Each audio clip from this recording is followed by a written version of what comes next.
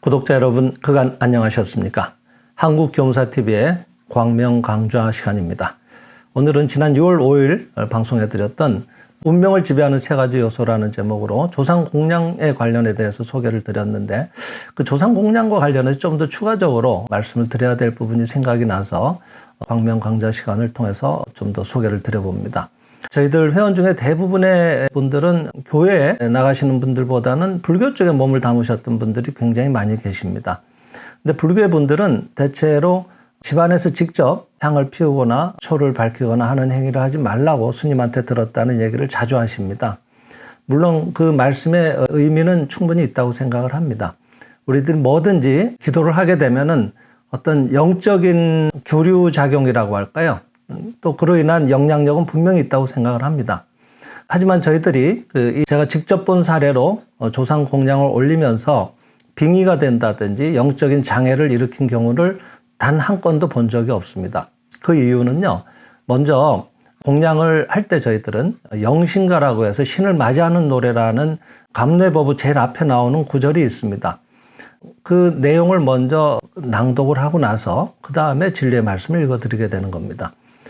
다니우치 마사하루 선생은 이 부분에 대해서 어떻게 얘기를 하셨는가 하면은, 영신가를 외우고 하게 되면은 우리 눈에는 안 보이지만은 그 영신가에서 말하는 그 신이라는 분은 그냥 잡신이 아니라 우주의 근원신을 말하는 거고 영적 대생명 자체를 얘기한다 그랬습니다.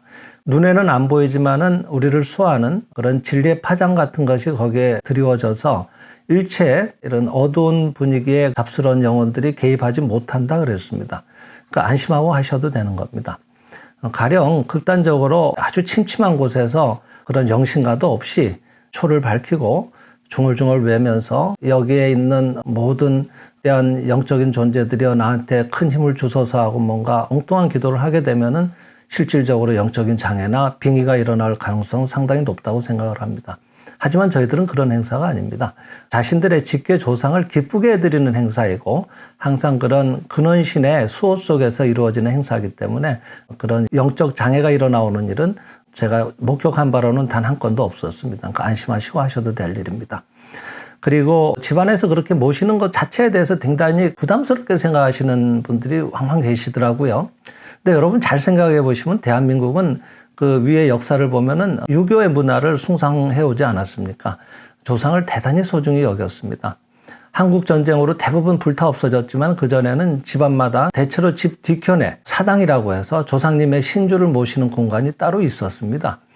조석으로 문안을 드리기도 했고요. 그리고 먼 길을 출타할 때도 꼭 거기 가서 먼저 인사를 드리고 다녀오기도 하고, 집안에 결혼이라든지 중요한 대소사가 있을 때는 먼저 거기에 가서 알려드리고 의논을 드리기도 했습니다. 자연스러운 문화입니다. 여러분, 집안에 어른이 계시는 것과 이렇게 마음 편한 사람들끼리 있는 것과는 행동 거지 자체가 달라지지 않겠습니까? 물론 그렇게 해서 불편한 점도 있지만은 불편한 게 꼭 나쁘다고는 할 수 없는 겁니다. 불편한 속에서도 예의가 자라나게 되고 그 모습들을 자손들이 다 보고 자라나게 됩니다. 조상공양을 하기 위해서 집안에 새로 사당을 마련하라는 것은 아니고요. 실상의 블로그에도 올려놨으니까 한번 참고로 보시고요. 그렇게 간단하게 깨끗한 공간에다가 제사 때 모시는 그런 나무로 된 미패함 같은 게 있지 않습니까? 아니면 다이소 같은 데 가셔서 예쁜 종이 상자를 사서 거기에다가 미패를 붙여서 뚜껑을 덮어놓고 깨끗한 데 보관했다가 공양 시간이 되면 다시 이렇게 정갈한 곳에 모셔가지고 초와 향을 밝히고 그렇게 공양을 모셔도 됩니다. 정말 그런 것들이 부담이 된다면 유제라고 해서 마음으로 초령하고라도 무방하다고도 얘기를 하고 계시니까요. 공양에는 꼭 마음을 쓰시는 게 좋습니다, 여러분. 그렇게 해서 공양을 올리게 되면은 그 집안에 영적인 어떤 센터가 마련이 돼서 항상 그 집안에 그 윗대 조상들로부터의 수호가 미쳐져 오는 것이 용이해진다 그랬습니다. 그리고 왜 공양을 올리는가 하는 것과 관련해서 또 한 가지 말씀드릴 부분은, 여러분 임사체험자라고 해서 잠시 죽었다 깨어난 분들이 세계적으로 많지 않습니까? 사람은 죽으면 끝이다라는 게 일반적인 생각이지만은 사실은 그렇지가 않은 것 같습니다. 사후의 삶은 얼마든지 이어지고 있고요. 또 그런 걸 전제로 해서 종교 활동이 이루어지고 있지 않겠습니까? 그래서 우리들이 이번 생에서 이렇게 열심히 분발하고 자기 개선을 위해서 노력한 그 흔적은 어디로 사라지지 않는다 그랬습니다. 그래서 그 고유한 인격은 그 개성 그대로 영계에서도 이어진다고 하시거든요. 그래서 그 노력의 흔적만큼으로 자기의 또 영계 환경이 정해진다고도 하는데요.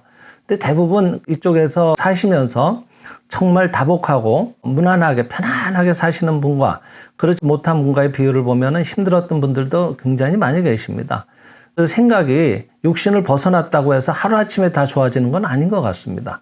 그래서 영계에 가 계시면서도 괴롭다는 호소를 하시는 경우가 많이 계십니다. 제가 상담했던 사례 중에 한 분은요, 자기 따님이 결혼을 했는데 느닷없이 결혼한 지 1년도 안 된 새댁이 안 먹던 깡소주를 마시고 안 피던 담배를 막 피는 겁니다.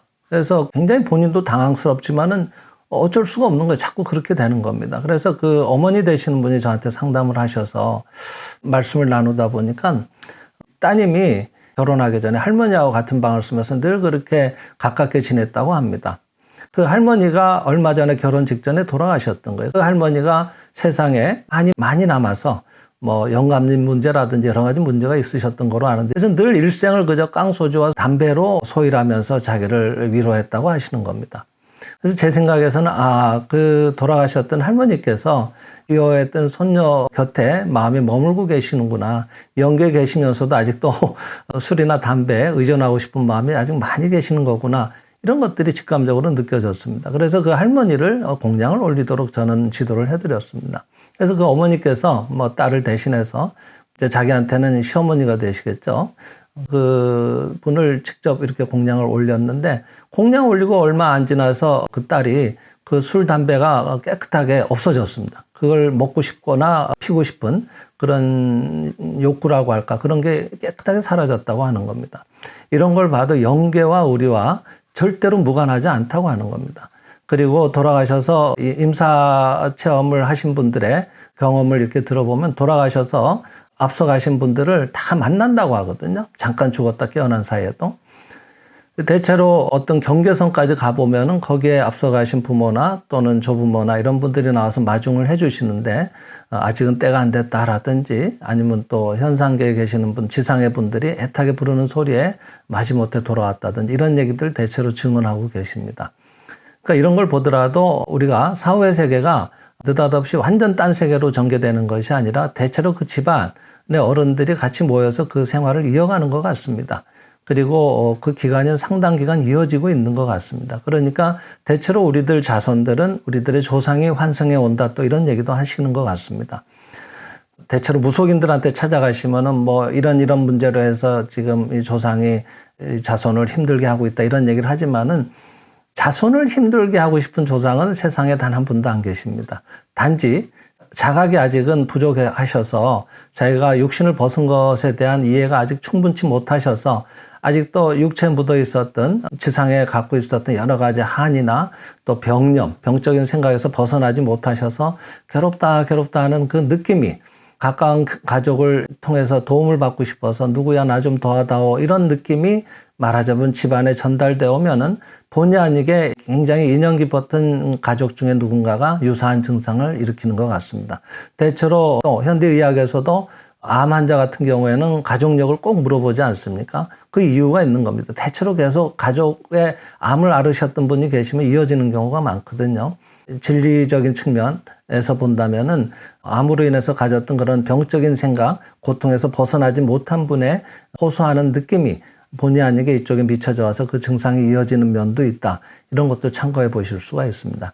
그럴 때 그분을 그런 병적인 생각에서 벗어나실 수 있도록 도모해드린 이런 좋은 진리의 말씀 읽어드린다는 것은 그분을 구원해드리는 일이기도 하지만 그 영향 속에 있었던 자손이 구원받는, 같이 동시에 구원되는 그런 훌륭한 일도 이어지기도 하는 것이니까요.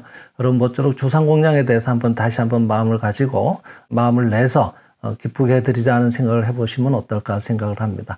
오늘은 조상공양에 관해서 좀 더 심층적으로 생각나는 부분들을 좀 말씀을 드려봤습니다. 참고해 주시기 바랍니다. 감사합니다.